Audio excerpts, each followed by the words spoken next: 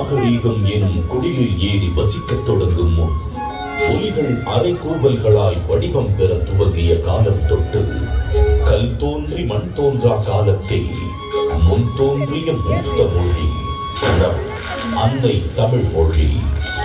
காலமெல்லாம் கடந்து நிற்கும் நம் தமிழ் மொழி உலகில் மிக பழமையான மொழி என்று கருதப்படுகிறது.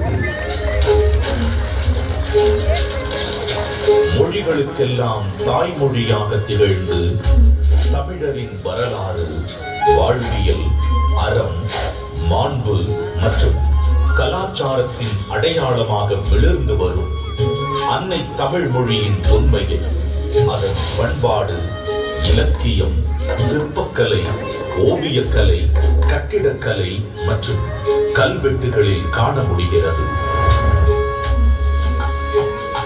3 பிரிவுகள், 133 அதிகாரங்கள், மொத்தம் 1330 குறள்களில் இப்பாரினை அளந்து இவ்வுலகிற்கு இன்றியமையாத பொதுமறையை இயற்றி தந்த தமிழ் தாயின் தலைமகன், வையத்துள் வாழ்வாங்கு வாழ்ந்த தெய்வ புலவர் திருமகனார் திருவள்ளுவர்.